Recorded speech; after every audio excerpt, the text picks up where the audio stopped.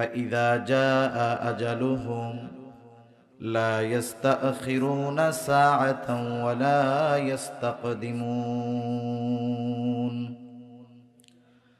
আল্লাহ রাব্বুল আলামিন জানায় দেন, মালাকুল মাউত যথা সময়ে আমার আপনার কাছে হাজির হয়ে যাবে।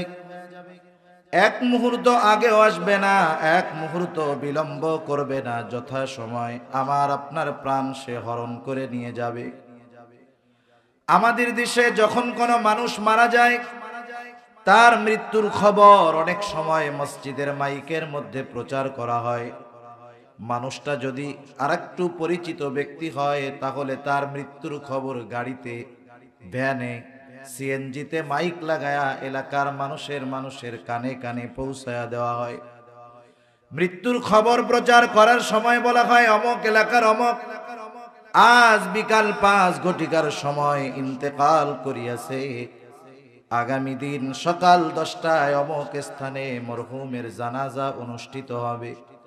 ধর্মপ্রাণ সকল মুসল্লিদেরকে উক্ত মরহুমের জানাজার নামাজে শরীক হওয়ার জন্য অনুরোধ করা গেল।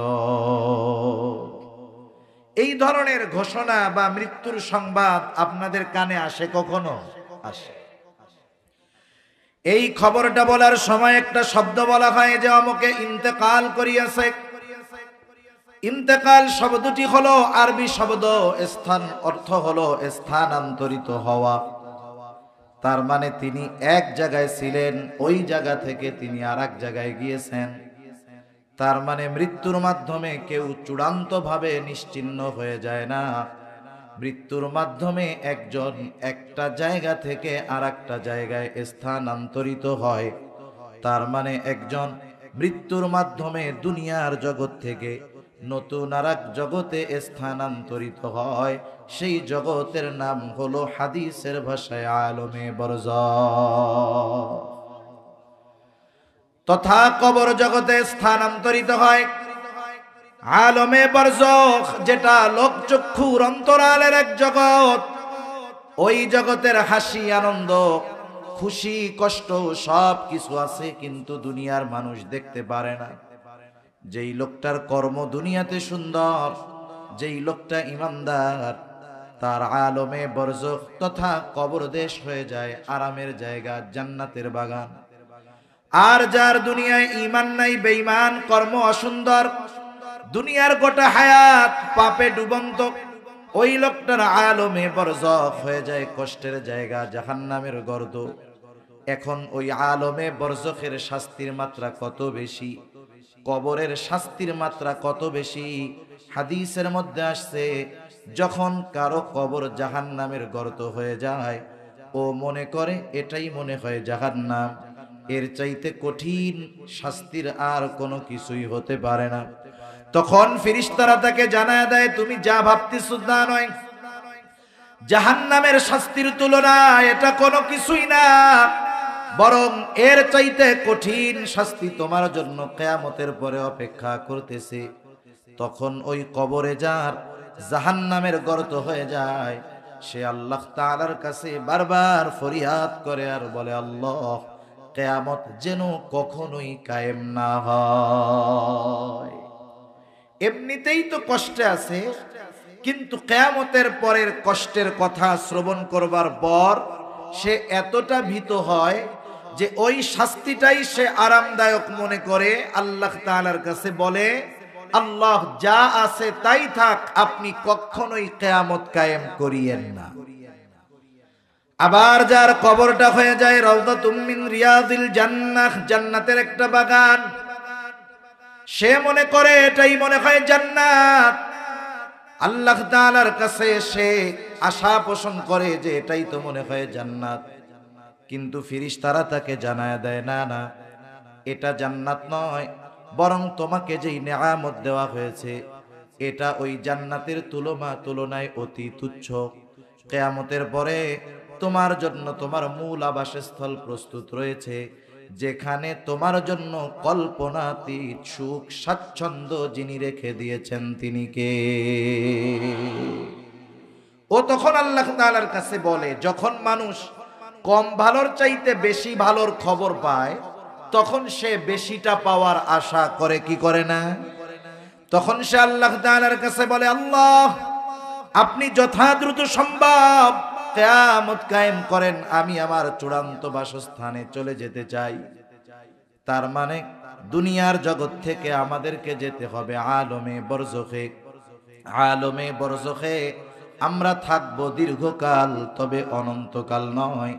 ফেরেশতা ইসরাফিল আলাইহিস সালাতু ওয়াস সালামের সিংহায় ফুৎকারের মাধ্যমে আলমে বরজখের অবস্থান শেষ হয়ে যাবে। আল্লাহ রাব্বুল আলামিন বলেন, وَنُفِخَ فِي الصُّورِ فَصَعِقَ مَنْ فِي السَّمَاوَاتِ وَمَنْ فِي الْأَرْضِ إِلَّا مَنْ شَاءَ اللَّهُ ثُمَّ نُفِخَ فِيهِ أُخْرَى فَإِذَا هُمْ قِيَامٌ يَنْظُرُونَ।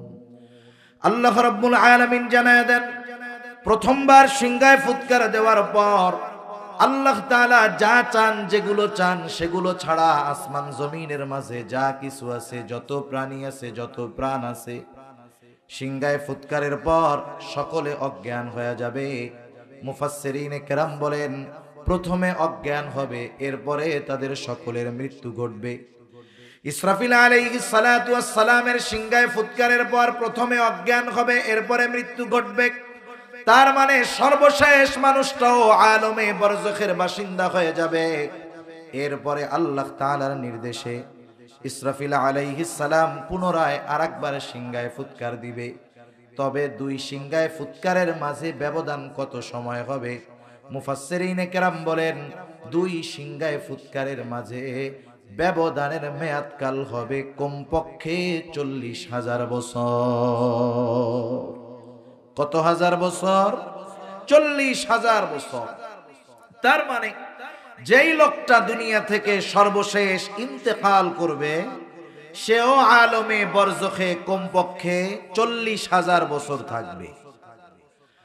আল্লাহ রাব্বুল আলামিন জানায় দেন, সুম্মা নুফিখা ফীহি উখরা ফাইদা হুম কিয়ামুন ইয়ানজুরুন।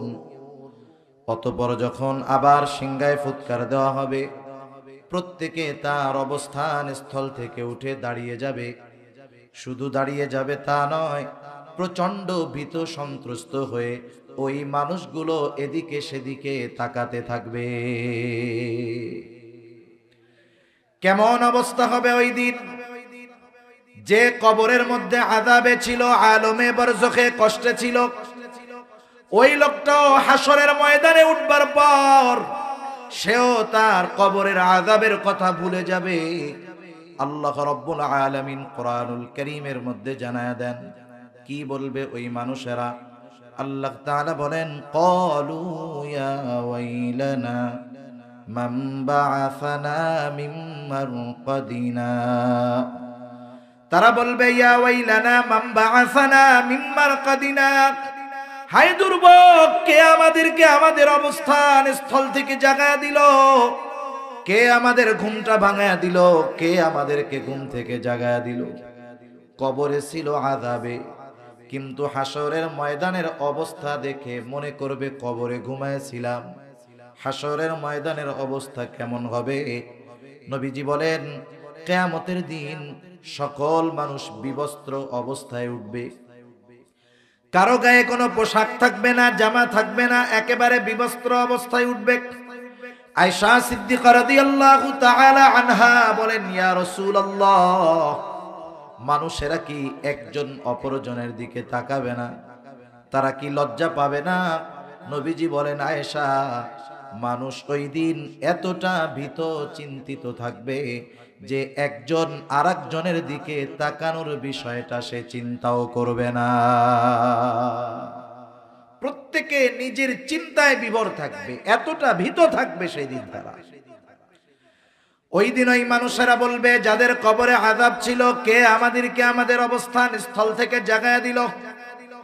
মুমিন অথবা ফেরেশতারা বলবে, হাযা মা ওয়া'দার রাহমানু ওয়া সাদাকাল মুরসালুন।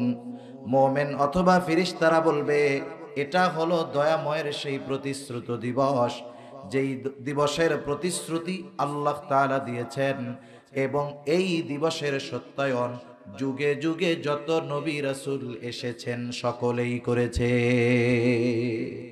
কারণ সব নবী তার উম্মতদের এই কিয়ামতের খবর দিয়েছে যে দুনিয়ায় ঈমান আনো, ভালো কাজ করো, পরকালে নাজাত পাবা, জান্নাতে যাবা। দুনিয়ায় মন্দ কাজ করবা, গুনার কাজ করবা, ঈমানহীন থাকবা, আখিরাতে যখন তোমাদেরকে পুনরুত্থিত করা হবে সেই দিন তোমাদের গোটা জীবনের হিসাব কিতাব আল্লাহর সামনে দিতে হবে, বিচার হবে।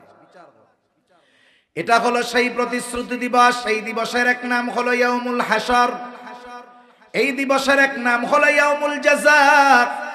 এই দিবসে সকলকে একত্রিত করা হবে, এই জন্য এই দিবসের নাম হলো ইয়াউমুল হাশর, একত্রিতকরণ দিবস। ওই দিন সকলকে তার দুনিয়ার কর্মের প্রতিদান দেওয়া হবে, এই জন্য ওই দিবসের নাম হলো ইয়াউমুল জাযা। ওই দিবস হলো বিচার দিবস। ওই বিচার দিবসের একচ্ছত্র আধিপত্য যার, তিনি কে? প্রতিদিন প্রতি রাকাত নামাজের মধ্যে আমরা একথা শুনি। ইমামের পেছনে যখন পড়ি, ইমামের কেরাত, মুসল্লির কেরাত, নিজে যখন পড়ি, নিজে পড়ি, সূরা ফাতিহার মধ্যে বলি মালিকি ইয়াউমিদ্দিন, বিচার দিবসের মালিক কে? ওই দিন বিচারক হবেন আল্লাহ, দুনিয়ার কর্মের পূর্ণ প্রতিদান দিবেন। এ কথাও আল্লাহ তাআলা কোরআনুল কারীমের মধ্যে বলেন, ওয়া ইন্নামা তুওয়াফাউনা উজুরাকুম ইয়াউমাল কিয়ামাহ ফামান যুহজিহা আনিন নার ওয়া উদখিলাল জান্নাতা ফাকাদ ফাজ। আল্লাহ তাআলা বলেন কিয়ামতের দিন মানুষকে তার দুনিয়ার কর্মের পূর্ণ প্রতিদান দেওয়া হবে। ওই দিন যারা আগুন থেকে বাঁচবে, জাহান্নাম থেকে বাঁচবে এবং জান্নাতে প্রবেশ করানো হবে, আল্লাহ তাআলা বলেন তারাই হবে সফল। তাহলে দুনিয়ার সম্পদ, টাকা পয়সা, ধন দৌলত সফলতার মাপকাঠি নয়, বরং সফলতার মাপকাঠি হলো যদি আখিরাতে জাহান্নাম থেকে বেঁচে জান্নাতে যাওয়া যায়। ঠিক কিনা বলেন? দুনিয়ার সব কর্মের আমল আল্লাহ রাব্বুল আলামিনের নির্দেশে ফেরেশতারা লিপিবদ্ধ করে রাখতেছে। আমলনামা প্রস্তুত, ফাইল প্রস্তুত। কিয়ামতের দিন মানুষেরা কয়েকটা সময়ে সবচাইতে চিন্তিত এবং ভীত থাকবে। এর মধ্যে একটা সময় হলো যখন আমলনামা দেওয়ার ঘোষণা দেওয়া হবে। সকলে নিস্তব্ধ, নীরব, সবাই চিন্তিত থাকবে, না জানি আমলনামা কোন হাতে আসে।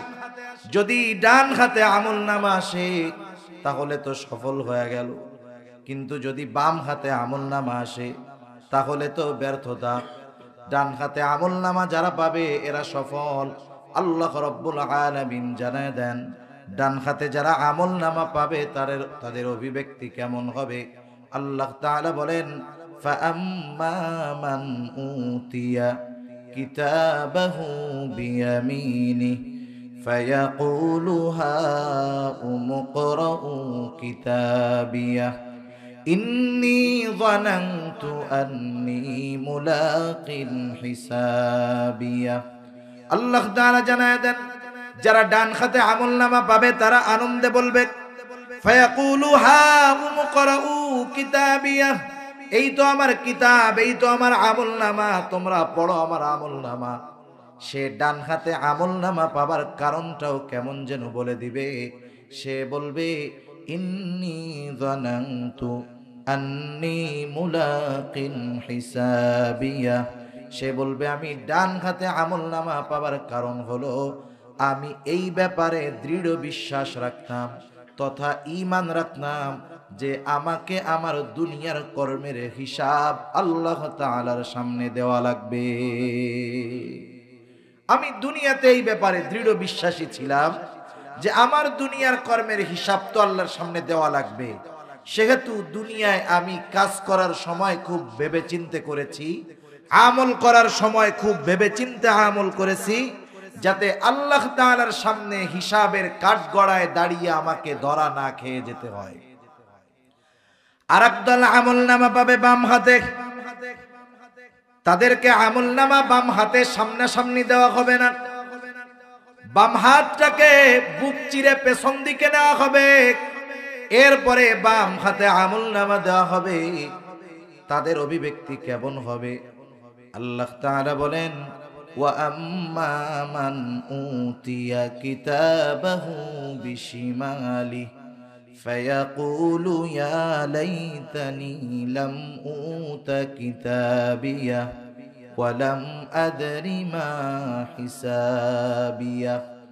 বাম হাতে যারা আমলনামা পাবে তারা বলবে, ইয়া লাইতানি লাম উতা কিতাবিয়া, হায় দুর্ভোগ, আমি যদি এই কিতাব এই আমলনামা না পাইতাম কতই না ভালো হতো। ওয়ালাম আদরি মা হিসাবিয়া, আমি যদি আমার হিসাবের খবরটা না জানতাম কতই না ভালো হতো।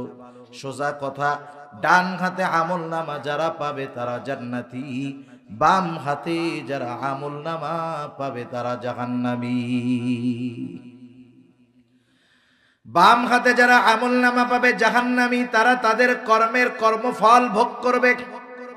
জাহান্নামে আবদ্ধ থাকার মাধ্যমে আল্লাহ তাআলা সেই কথাই বলেন, কুল্লু নাফসিন বিমা কাসাবাত রহিনা, প্রত্যেকটা মানুষ তার কর্মের কারণে আবদ্ধ থাকবে, অর্থাৎ মানুষ তার পাপের কারণে জাহান্নামে আবদ্ধ থাকবে।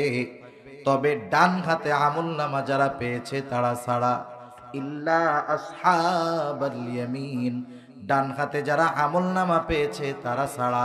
কারণ ডান হাতে যারা আমলনামা পাবে তাদের ঠিকানা হলো জান্নাত। ডান হাতে আমলনামা যারা পাবে তাদের ঠিকানা কোথায়? একটু জোরে বলেন তো। জান্নাত। আল্লাহ তাআলার কাছে আমরা দোয়া করি, আল্লাহ আমাদের সকলকে ডান হাতে আমলনামা পাবার মতো কর্ম এ দুনিয়াতে করার তৌফিক দান করেন। আর একটু জোরে বলেন আমিন। ঘুম আসতেছে আপনাদের? আসলে আমিও বুঝি, আমি যে ওয়াজ করি রাত 12টায় এ ওয়াজ চলে না, এটা আমি খুব ভালো মতো বুঝি। তাই আমিও চিন্তা করতেছি, যারা যাচ্ছে তো এরা এটা বুঝা যাইতেছে, কিন্তু যারা যাচ্ছেন না আপনারা মনে হয় এখনো বুঝতে পারেন নাই যে এই হুজুর রাত 12টার পরে ওয়াজ করার মতো হুজুর না। তো যাই হোক, ডান হাতে আমলনামা যারা পাবে তারা জান্নাতি। প্রত্যেকটা মানুষ হাসরের ময়দানে নিজের চিন্তায় বিভোর থাকবে, কেউ কারো খোঁজ খবর রাখবে না, বরং আপনজন থেকে পালায় থাকার চেষ্টা করবে। কিন্তু জান্নাতে যাওয়ার পরে বলেন তো কোনো চিন্তা আছে নাকি? কোনো পেরেশানি থাকবে? কোনো ভয় থাকবে? জান্নাতে যাওয়ার পরে জান্নাতি দুনিয়ার পরিচিত সবাইকে খুঁজবে, যে দুনিয়াতে অমুকরে চিনতাম, কিরে জান্নাতে তো দেখতেছি না, কোথায়? আল্লাহ রাব্বুল আলামিন জানায় দেন, জান্নাতীরা পরস্পর মুজরিম পাপীদের ব্যাপারে আলোচনা করবে। ফি জান্নাতি ইয়াতাসাআলুনা আনিল মুজরিমিন। আল্লাহ রাব্বুল আলামিন জানায় দেন, জান্নাতীরা পাপীদের ব্যাপারে পরস্পর আলোচনা করবে, কোথায় তারা, তাদের অবস্থা কি হলো। তাফসীরে ইবনে কাসীরের মধ্যে আসছে, আল্লাহ রাব্বুল আলামিন জান্নাতি আর জাহান্নামীদের মধ্যে কথা এবং দেখার ব্যবস্থা আল্লাহ তাআলা করে দিবে। পরস্পর পরস্পরকে দেখতে পাবে, জান্নাতি জাহান্নামীকে দেখবে, জাহান্নামীও জান্নাতীকে দেখবে। জান্নাতি যখন জাহান্নামের দিকে তাকায় দেখবে, জাহান্নামের মধ্যে দেখা যায় তার আপনজন, প্রিয়জন, বন্ধু বান্ধব, আত্মীয় স্বজন একসাথে দুনিয়ায় চলাফেরা করত, একই অফিসে চাকরি করত, একই বাজারে ব্যবসা করত, একই মাঠে খেলাধুলা করত। আজকে ওই বন্ধু জাহান্নামের শাস্তি ভোগ করতেছে। এই দৃশ্যটা দেখবার পর জান্নাতি আল্লাহর দরবারে কৃতজ্ঞতার মাত্রা বাড়ায়া দিয়া বলবে, আল্লাহ দুনিয়াতে তো আমি ওদের সাথেই চলতাম, আপনি যদি আমার প্রতি দয়া না করতেন, মেহেরবানি না করতেন, তাহলে হয়তো আজকে আমাকেও ওদের সাথে জাহান্নামে থাকা লাগতো। কারণ মানুষ নেয়ামত বুঝতে পারে কখন? যখন দেখে ওই নেয়ামতের বিপরীতে কিছু। মানুষ যখন কষ্টে থাকা কোনো ব্যক্তিকে দেখে তখন সে নিজের সুখ বাস্তবে অনুধাবন করতে পারে। মানুষ যখন নিজের নিচের দিকে তাকায় তখন সে দেখতে পারে যে আমি আসলে কত ভালো আছি। এবার জাহান্নামীরাও জান্নাতীদেরকে দেখবে, জাহান্নামীরা জান্নাতের দিকে তাকায় দেখবে তার বন্ধু বান্ধব আপনজন প্রিয়জন জান্নাতের নাজ নেয়ামত ভোগ করতেছে। এই দৃশ্য দেখবার পর এমনিতেই তো জাহান্নামের আযাবের কষ্ট, আফসোসের কারণে কষ্টের মাত্রা বেশি অনুভব হবে। আফসোসের কারণে কিন্তু কষ্টের মাত্রা বেশি অনুভব হয়। এই আফসোস তাদের যন্ত্রণা বৃদ্ধির কারণ হয়ে যাবে। এইবার জান্নাতীদের জানতে মন চায়, আমাদের এই আপনজন বন্ধুজন, বন্ধু বান্ধব প্রিয়জন আত্মীয় স্বজন এরা কোন কারণে জাহান্নামে গেল? একসাথেই তো দুনিয়ায় থাকতাম, কোন কারণে জাহান্নামে গেল? এই জাহান্নামীদের কাছে জান্নাতীরা তাদের জাহান্নামে যাওয়ার কারণগুলো জানতে চাইবে। জান্নাতীরা এবার জাহান্নামীদের প্রশ্ন করবে, মা সালাকাকুম ফি সাকার, কোন কারণে তোমরা জাহান্নামী হইলা, সাকারের বাসিন্দা হইলা? জান্নাতীরা প্রশ্ন করবে জাহান্নামীদের। জাহান্নামীরা প্রশ্নের জবাবে এই সূরার যেই আয়াতগুলো আমি আপনাদের খেদমতে তিলাওয়াত করেছি, জাহান্নামীরা তাদের জাহান্নামে যাওয়ার 4টি কারণ বলবে। কয়টা কারণ? এখানে কেউ আছেন যে জাহান্নামে যাইতে চান? 2-1 থাকলে একটু আদুজা করেন তো। দেখেন, বাস্তবতা হলো এখানে এমন লোক হয়তো আছে, থাকতে পারে, যে জুমা ছাড়া কোনো নামাজ পড়ে না, কিন্তু সেও জাহান্নামে যাইতে চায় না। জাহান্নামে কেউ যাইতে চায় না, বরং অনেক ক্ষেত্রে নামাজির চাইতে বেনামাজি জান্নাতে যাওয়ার ব্যাপারে আশাবাদী বেশি থাকে। অনেকে বলে না, দেখেন না, আরে বেটা ও নামাজ পড়লে কি হবে, ও তো নামাজ পড়ে, ওর ইমান ঠিক নাই, আমি নামাজ না পড়লেও আমার ইমান ঠিক আছে। তখন শয়তান বলে, যার ইমান ঠিক আছে সে নামাজ না পড়ে থাকে কেমনে? এটা তো আমার বুঝে আসে না। জাহান্নামীরা তাদের জাহান্নামে যাওয়ার কয়টা কারণ বলবে, জোরে বলেন। এই 4 কারণ আমরা শুনবো, জানবো এবং নিজের মধ্যে থাকলে ধরে রাখবো নাকি বাহির করব। এই 4 কারণ আমাদের কারো মধ্যে যদি থাকে বাহির করব। ওই বিষয়গুলো থেকে বেঁচে থাকবো। কারা কারা তৈরি আছি? হাত উঁচা করি। নারায়ে তাকবীর, আরো জোরে নারায়ে তাকবীর। মাশাআল্লাহ, হাত নামাই। জাহান্নামীরা তাদের জাহান্নামে যাওয়ার 1 নাম্বার কারণ বলবে, লাম নাকু মিনাল মুসাল্লিন। 1 নাম্বার কারণ, আমরা মুসল্লি ছিলাম না। এখন প্রশ্ন হলো, মুসল্লি কাকে বলে?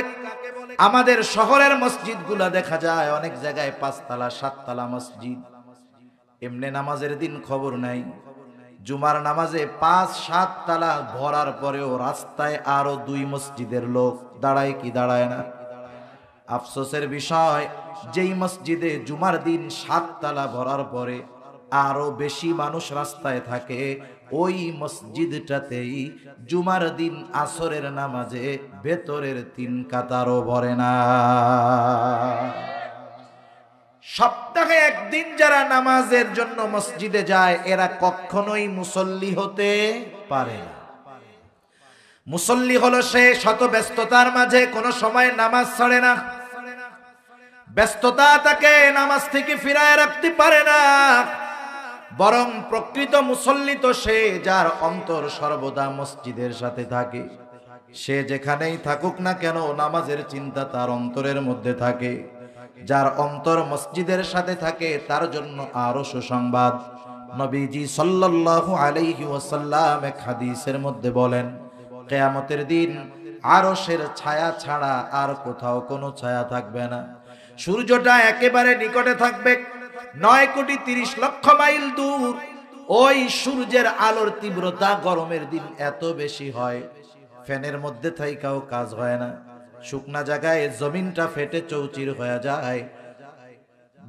বিজ্ঞান বলে সূর্যের শীতলতম দিকটা দুনিয়াবাসীর দিকে দেওয়া, কিয়ামতের দিন সূর্যের উত্তপ্ত দিকটা হাসরবাসীর দিকে দেওয়া হবে। সূর্যটা একেবারে নিকটে থাকবে। নবীজি বলেন ওই দিন আরশের ছায়া ছাড়া আর কোথাও কোনো ছায়া থাকবে না। নবীজি বলেন ওই দিন আরশের ছায়ায় 7 শ্রেণীর মানুষ স্থান পাবে। এই 7 শ্রেণীর মধ্যে 1 শ্রেণীর মানুষ হলো রাজুলুন কলবুহু মুআল্লাকুন ফিল মাসাজিদ। 1 শ্রেণীর মানুষ হলো তারা নবীজি বলেন যাদের অন্তর সর্বদা মসজিদের সাথে লাগোয়া থাকতো। মসজিদের সাথে থাকা মানে মসজিদের মধ্যে থাকা তা নয়। যেমন আমরা এই যে মনে করেন নির্বাচনের সময় আসতেছে, মিছিল টিছিল তো একটু প্র্যাকটিস করার দরকারও আছে, বলবেন না? মনে করেন আপনারা যখন মিছিলে যাবেন যে অমক ভাই এগিয়ে চলো, কি বলবেন এরপরে? একটু জোরে বলেন। যেই ভাইয়ের মিছিল দিচ্ছেন দেখা যাবে ওই ভাই এলাকায় নাই, আছে ঢাকাতে, কিন্তু ঘোষণা দিলেন কি অমক ভাই এগিয়ে চলো, আমরা আছি তোমার সাথে। আপনি কই আর সে কই, সাথে থাকলেন কই? তার মানে যেখানেই থাকেন না কেন আমাদের হৃদয় আপনার সাথে আছে, ঠিক কিনা বলেন?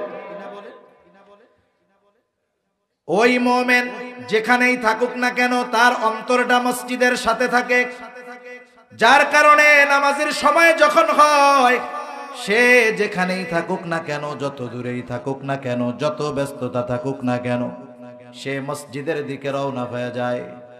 5 ওয়াক্ত নামাজ পড়তে সর্বোচ্চ মিলে 1.5 ঘন্টা সময় লাগে। এই 1.5 ঘন্টা সময় একাধারে দেওয়া লাগে না, এই 1.5 ঘন্টা সময় দিতে হয় 5 ভাগে। এই 1.5 ঘন্টা সময় 24 ঘন্টার মধ্যে যারা মসজিদের মধ্যে হাজির হয়, নবীজি জানায় দেন ওরা তো খাঁটি মুসল্লি, হাসরের ময়দানে ওরা আরশের ছায়ায় স্থান পেয়ে যাবে, আরশের ছায়ায় স্থান পেয়ে যাবে। তাহলে বলেন খাঁটি মুসল্লি হইলে আখেরাতে লাভ আছে না নাই? আখেরাতেরটা তো আমরা বাকি মনে করি। এবার আসেন মুসল্লি হলে দুনিয়ার লাভ আছে, এটাও জানার দরকার আছে। সাধারণভাবে নিয়ম হলো কেউ যদি দ্বীনের উপরে চলে, শরীয়তের পরিপূর্ণ বিধান মেনে চলে, তাহলে আখেরাতের লাভ থাকার পাশে পাশে আল্লাহ তাআলা দুনিয়ারও বড় বড় লাভ তাদেরকে দিয়ে দেয়। দুনিয়ার লাভ হয়। দুনিয়ার লাভ কি একটা উদাহরণ দেই। মনে করেন অনেক মানুষ আছে নামাজ পড়ে না, এক বাজারে মসজিদ, একটা বিশাল বড় বাজার, বাজারে যে কয়টা দোকান আছে ওই দোকানের যতগুলো মানুষ হবে, মালিক হবে, ওই শুধু দোকান মালিকরাই যদি মসজিদে যায় মসজিদে জায়গা হবে না। কিন্তু দেখা যায় কি মসজিদে নামাজের সময় 2 কাতার 3 কাতার মানুষ, মানে ওই বাজারের 10% মানুষও 5 ওয়াক্ত নামাজ পড়ে না। এখন মানুষ যে নামাজ পড়ে না, নামাজ না পড়ার কিছু কারণ আছে। কারণগুলোর মধ্যে অন্যতম একটি কারণ, মানুষ জীবিকা উপার্জন তথা জীবন উপকরণ অন্বেষণ করতে গিয়ে নামাজ পড়ার সুযোগ পায় না। যেই দোকানদার নামাজ পড়ে না জিজ্ঞাসা করবেন, বলে ক্রেতার চাপ, নামাজ পড়ার টাইম পাই না। অথবা বলবে দোকানে কর্মচারী নাই, দোকান বন্ধ করে গেলে ঝামেলা, নামাজ পড়ার টাইম পাই না।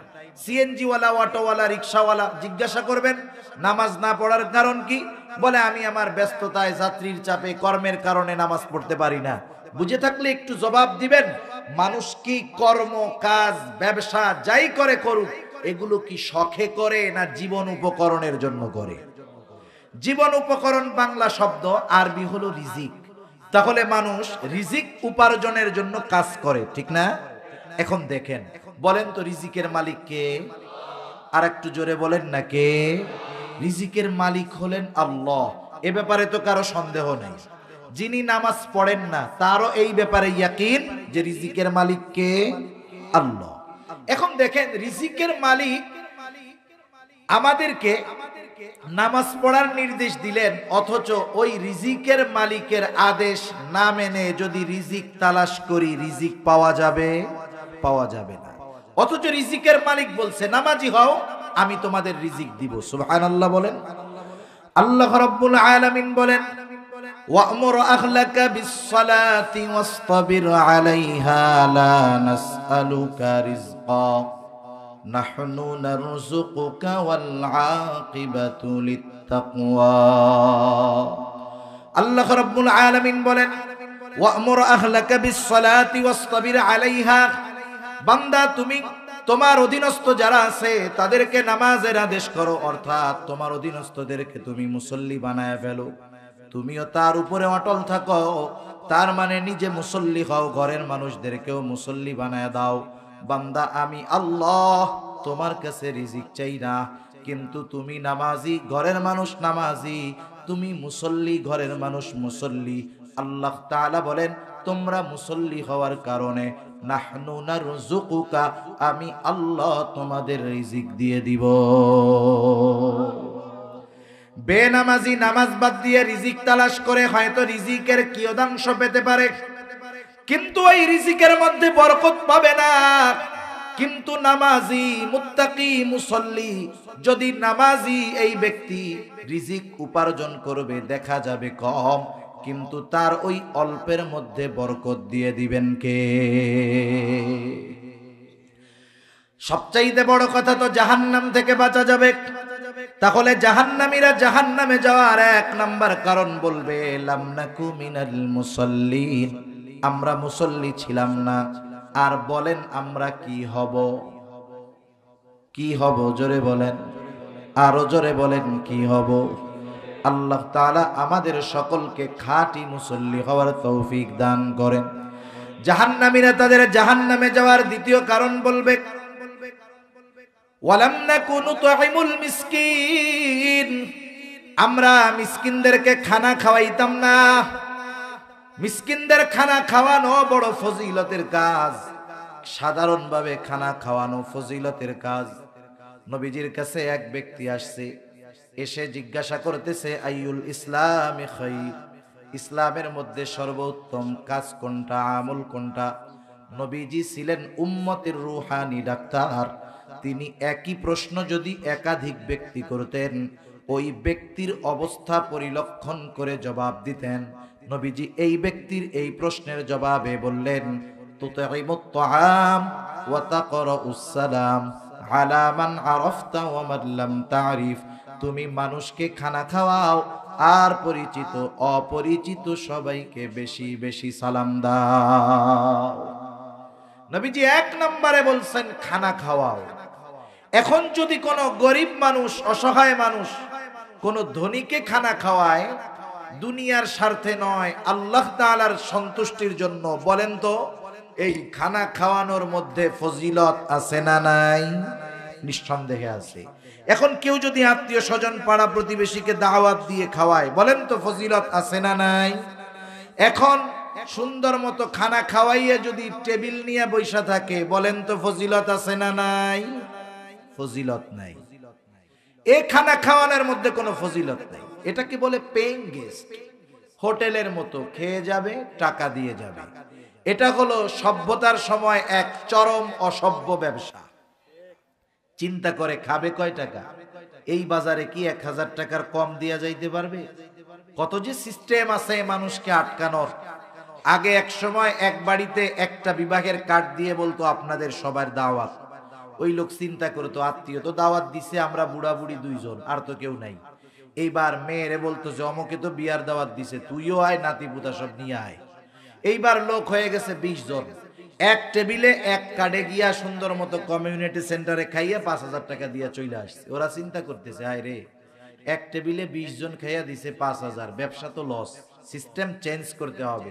কি করা যায়? এখন বিবাহের কার্ড দেয়, কার্ডের মধ্যে লেখা থাকে অনলি ফর 1 পারসন। এক কার্ডে কয়জন?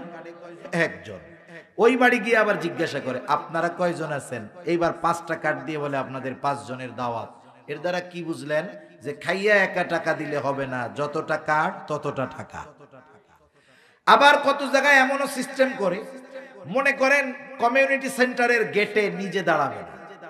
নিজে যদি দাঁড়ায়, আত্মীয় স্বজন যদি কার্ড ছাড়া চলে আসে, তাহলে তো চক্ষু লজ্জার খাতিরেও হলে ঢুকতে দিতে হবে। দাঁড়া করাবে অপরিচিত 2 জন, বলে দিবে যে শোনো কার্ড আছে ঢুকতে পারবে, না থাকলে ঢুকতে পারবে না। এই যে দাওয়াত দেওয়া হয়, বলেন তো এটা তো দাওয়াত না, এটা দাওয়াতের নামে ডাকাতি, ঠিক কিনা বলেন? খানা যদি কাউকে খাওয়াতে হয় তাহলে সাহাবায়ে কেরামের আদর্শ অনুসরণ করতে হবে। আপনার কাউকে দাওয়াত দেওয়া ফরজ নয়, কিন্তু দাওয়াত দিয়ে আপনি যে পদ্ধতি অবলম্বন করে টাকা উপার্জনের ব্যবসা করতেছেন, এটা সভ্যতার নামে চরম অসভ্যতা। এগুলো দাওয়াত হতে পারে। সাহাবায়ে কেরাম দাওয়াত দিতেন, মানুষকে খানা খাওয়াইতেন, প্রতিদান বিনিময় আশা করতেন না। আমরা তো অনেক সময় বিনিময় আশা করি না, তবে কৃতজ্ঞতা আশা করি। অনেক সময় বলি, দেখো লোকটার এত উপকার করলাম, থ্যাংক ইউও দিল না, ধন্যবাদও দিল না, লোকটা চরম অকৃতজ্ঞ, এমন কথাও আমরা বলে বসি। কিন্তু সাহাবায়ে কেরাম যখন কাউকে খানা খাওয়াইতেন কি বলতেন? আল্লাহ তাআলা বলেন, তারা বলে ইন্নামা নুতঈমুকুম লিওয়াজহিল্লাহি লা নুরিদু মিনকুম জাযাআও ওয়ালা শুকুরা।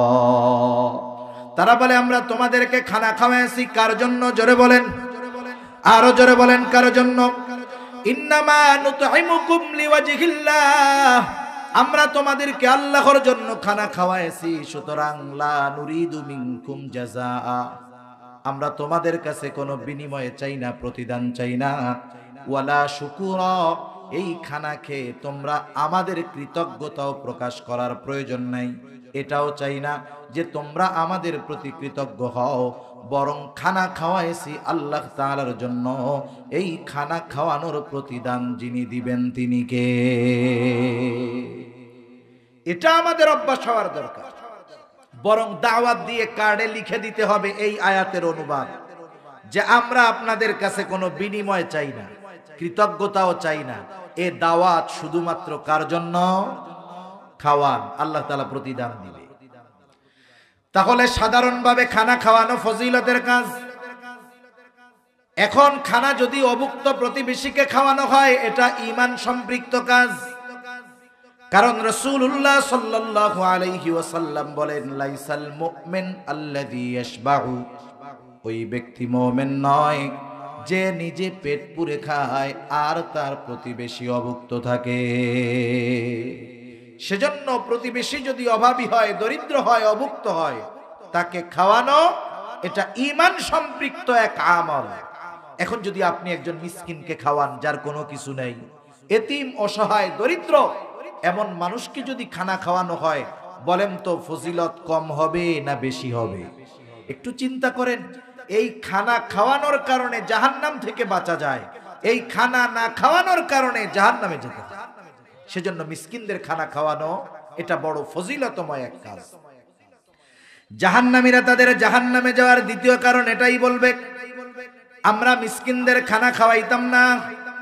3 নাম্বার কারণ বলবে, ওয়া কুন্না নাখুদু মাআল খাইদিন, অনর্থক অহেতুক কথাবার্তায় যারা লিপ্ত থাকতো, আমরাও তাদের সাথে গিয়ে ওই মজলিসে মিলতাম। অনর্থক মজলিস, অনর্থক মজলিস কোনগুলো? এর উপমা যদি দিতে চাই, তাহলে আমাদের দেশের প্রত্যেকটা চায়ের দোকানের মজলিস হলো অনর্থক মজলিস। চায়ের দোকানগুলোর অবস্থা হলো কি? যেই দোকানে টেলিভিশন নাই, ওই দোকানের চা যত স্বাদ হোক, বেচা কিনা হবে না। ওই দোকানদারের চায়ের কেতলির পানি ফুরাবে না। আর যেই দোকানে বিশাল এক টেলিভিশন আছে, বসার ভালো জায়গা আছে, দেখবেন ওই আল্লাহর বান্দা দোকান খোলার পর থেকে দোকান বন্ধ হওয়া পর্যন্ত ওর দোকান কখনো মানুষ শূন্য হবে না। ঠিক কিনা বলেন? এখন বলেন, এই চায়ের দোকানের মজলিসের মধ্যে তো কোরআন হাদিসের আলোচনা করা হয়, জান্নাত জাহান্নামের বয়ান মাঝে মধ্যে করে নাকি? কি হয়? ওইখানে অধিকাংশ কথা হয়, নিম্নে হয় গীবত, এর উপরে যা আছে সব হয়। নিম্নে কি হয়? গীবত, এর উপরে যা আছে সব হয়, যা না তাও হয়, যা হবে না তাও বলে। তার মানে ওদের চিন্তা নাই যে এই মজলিস তাদের জাহান্নামে যাওয়ার কারণ হতে পারে। আমাদের জীবনের প্রত্যেকটা কথা বলার আগে মেপে মেপে বলার দরকার, কারণ প্রত্যেকটা কথা সংরক্ষণের জন্য ফেরেশতা তৈরি রাখছেন কে? আল্লাহ তাআলা বলেন, মা ইয়ালফিযু মিন কাওলিন ইল্লা লাদাইহি রাকীবুন আতীদ। সদা তৎপর একজন ফেরেশতা আছে। আমরা জবান দিয়ে যেই কথাগুলো উচ্চারণ করি, জবান দিয়ে কথাগুলো বের হওয়ার সাথে সাথে সেই ফেরেশতা কথাগুলো লিপিবদ্ধ করে ফেলে, রেকর্ড করে ফেলে, সংরক্ষণ করে ফেলে। এই জন্য আমাদের প্রত্যেকটা কথার হিসাব কিয়ামতের দিন দিতে হবে। এজন্য সাবধান, অনর্থক মজলিসগুলা থেকে আমরা বেঁচে থাকব। চায়ের দোকানে যারা আড্ডা দেয়, অধিক সময় কাটায়, এই সময় কাটানোর কারণ হলো তাদের হাতে অনেক সময় আছে। এই জন্য কিন্তু তাদের এই সময়টা দিনই কাজে ব্যয় হয় না। অনেক মানুষ আছে চায়ের দোকানে দীর্ঘ সময় কাটায় দেয়, কিন্তু বাজারে চায়ের দোকানের পাশে মসজিদ আছে, নামাজে যাওয়ার সুযোগ হয় না। বলেন তো এমন লোক আছে না নাই? ওই মানুষগুলোকে যদি বলা হয় সময় আছে, আপনি 3 দিন আল্লাহর রাস্তায় চলে যান, এক চিল্লায় আপনি চলে যান, তখন তারা ব্যস্ততার বাহানা দেখায়। মনে রাখতে হবে হায়াতটা হলো প্রজ্বলিত মোমবাতির মতো। বলেন তো মোমবাতিটা যখন জ্বালায় দেওয়া হয় আস্তে আস্তে ক্ষয় হয় নাকি বাড়ে? মাতৃগর্ভ থেকে আমাদের এই হায়াত নামক মোমবাতি জ্বালায় দেওয়া হয়েছে, সময় নামক এই মোমবাতি জ্বালায় দেওয়া হয়েছে, জ্বলতেছে জ্বলতেছে, একটা সময় হায়াত শেষ হয়ে যাবে, কিন্তু কোন সময় শেষ হবে আমাদের জানা নাই। আমরা যদি ওই সময় শেষ হওয়ার আগে সময়কে যথাযথভাবে কাজে লাগিয়ে আখেরাতের পাথেও সংগ্রহ করতে না পারি, আল্লাহর কসম মৃত্যুর পর পর এই দুনিয়ার এই সময়গুলোর জন্য আফসোস হবে, কিন্তু আমাদের করার কিছুই থাকবে না। আল্লাহ রাব্বুল আলামিন বলেন, যেই মানুষগুলো দুনিয়ার হায়াত যথাযথভাবে কাজে লাগাইল না, এই হায়াতের জন্য আফসোস করে, যেই হায়াতে তারা নেক কাজ করে নাই, সম্পদ ছিল দান সাদকা করে নাই, সময় ছিল নেক আমল করে নাই, কি বলবে তারা মারা যাওয়ার পর? তাদের ওই কথা দুনিয়ার মানুষ কিন্তু শুনতে পারে না, কিন্তু শুনেন কে? ওই মানুষগুলো বলবে ফায়াকুলা রাব্বি লাউলা আখখারতানি ইলা আজালিন করিব ফাআসাদদাক ওয়া আকুম মিনাস সালিহিন। ওরা বলবে রব, আমাদেরকে যদি সামান্য সময়ের জন্য অবকাশ দেওয়া হতো, পুনরায় যদি কিছু সময়ের জন্য আবার দুনিয়ায় যাওয়ার সুযোগ দেওয়া হতো আল্লাহ, আমরা আমাদের সম্পদ থেকে দান সাদকা করতাম, সময়গুলাকে ভালো কাজে ব্যয় করতাম, নেক কাজ করতাম, সৎ কর্মশীলদের অন্তর্ভুক্ত হয়ে যাইতাম। বলেন তো মৃত্যুর পরে যদি হায়াতের জন্য আফসোস করে, সময়ের মূল্যটা বুঝে আসবে ঠিক, কিন্তু ওই সময় আর ফেরত পাওয়া যাবে না। সেজন্য এই আফসোস যেন মৃত্যুর পরে আমাদের না করতে হয়, এই জন্য হায়াত নামক নেয়ামতটা কাজে লাগাবো তো ইনশাআল্লাহ। আপনার সময় আছে, চার দোকানে সময়টা না দিয়ে মসজিদে সময় বেশি দেন। আপনার হাতে সময় আছে, কাজ নাই, মাদ্রাসা আছে, হেফজখানায় গিয়ে কোরআনের তিলাওয়াত শুনেন। কোন হাফেজ সাহেব বলবে না, মুহতামিম সাহেব বলবে না আপনি চইলা যান, বরং আপনাকে আদরে সমাদরে হেফজখানায় বৈশা কোরআন শোনার সুযোগ করে দিবে। সারা জীবন পার হয়ে গেছে কর্মব্যস্ততায়, কোরআন একবার রিডিং পড়তে পারেন নাই, ইমাম সাহেবের কাছে গিয়ে কোরআন পড়াটা শিখেন। সামর্থ্য আছে, টাকা পয়সা আছে, প্রয়োজনে আপনি হুজুরকে বাসায় দাওয়াত দিয়ে কোরআন শিখেন। আয়ের জীবনের শেষ মুহূর্ত যদি তালিবুল ইলমদের খাতায় নাম থাকে, এই অবস্থায় যদি পরপারের ডাক এসে যায়, এর চাইতে সৌভাগ্যের বিষয় আর কোনো কিছুই হতে পারে না। সেজন্য অনর্থক মজলিস থেকে বেঁচে থাকবো তো ইনশাআল্লাহ। চা খাওয়ার দরকার, বাজারে গিয়ে চা খাবো, চলে আসবো, কিন্তু আফসোস লাগে এই চায়ের দোকানে যারা আড্ডা দেয় এরা যুবক না, অধিকাংশ ক্ষেত্রে পৌরত্ব আর বার্ধক্যে যারা পদার্পণ করেছে এনারাই চায়ের দোকানে বেশি আড্ডা দেয়। যখন কোন দাড়ি পাকা বান্দা গুনাহ করে আল্লাহ তাআলা লজ্জা পায় যে হায় রে, তার তো মৃত্যুর সিগন্যাল চলে গেছে, দাড়িতে পাক ধরছে, চামড়া ঘুষায় গেছে, দৃষ্টি শক্তি কমে যাচ্ছে। তার মানে পূর্ণিমার চাঁদ যখন 1, 2, 3, 4 করে করে 14তম রাত আসে, একেবারে পরিপূর্ণভাবে পূর্ণতা লাভ করে। এরপরে যখন 15, 16, 17, 18, 19, 20 সময় আস্তে আস্তে যায়, এইবার আস্তে আস্তে চাঁদের ক্ষয় হয়। হায়াতটা এরকম, যৌবনটা হলো পূর্ণিমার মতো, ওখান থেকে আস্তে আস্তে শুধু মাইনাস হয়। আফসোস যেই মানুষগুলোর হায়াত আস্তে আস্তে অন্তিম মুহূর্তের দিকে যাচ্ছে, এই মানুষগুলো টেলিভিশনের দিকে হা করে তাকায়া চা টানে আর বিড়ি খায় আর টিভি দেখে আর গীবত করে। এই দৃশ্য দেখে শয়তান চিন্তা করে এখানে আমি থাকলে বড় বিপদ, আমি ভাগি, এরাই যথেষ্ট। শয়তানি সব জায়গায় থাকে না। সেজন্য হায়াত নামক নেয়ামতটাকে কাজে লাগাবো ইনশাআল্লাহ।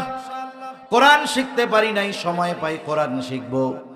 কোরআন শেখার মতো অবস্থা নাই, সময় পাইলে দুরূদ শরীফ পড়বো, ইস্তেগফার পড়বো। অবশ্যই অবশ্যই আল্লাহ তাআলা এইগুলোর প্রতিদান দিবে। জাহান্নামীরা জাহান্নামে যাওয়ার 4 নম্বর কারণ বলবে, ওয়া কুন্না নুকাযযিবু বিয়াউমিদ্দিন, আমরা কিয়ামতের দিবসকে অস্বীকার করতাম। মুফাসসিরিনে কেরাম বলেন দুটো বিষয় হতে পারে, একটা হলো সরাসরি পরকালকে অস্বীকার করতাম, আর একটা হলো পরকালের ব্যাপারে বিশ্বাসী ছিল তবে উদাসীন ছিল। আখিরাতকে বিশ্বাস করত ঠিক, কিন্তু উদাসীন জীবন যাপন করেছে। যারা আখিরাতকে পুরোপুরি অবিশ্বাস করে এরা কাফের, এদের ঠিকানা হবে অনন্তকাল জাহান্নাম। আর যদি উদ্দেশ্য এমন হয় যে পরকালের ব্যাপারে ঈমান ছিল তবে গাফেল ছিল, এই গাফলতির কারণে শাস্তি হবে দীর্ঘকাল জাহান্নাম। এইবার পরকালের প্রতি আমরা অবিশ্বাসী ছিলাম। পরকালের প্রতি বিশ্বাস রাখা এটা ঈমানের ভিত্তি সমূহের অন্যতম একটা ভিত্তি। ছোটবেলায় আমরা মক্তবের মধ্যে পড়েছি, আমানতু বিল্লাহ ওয়া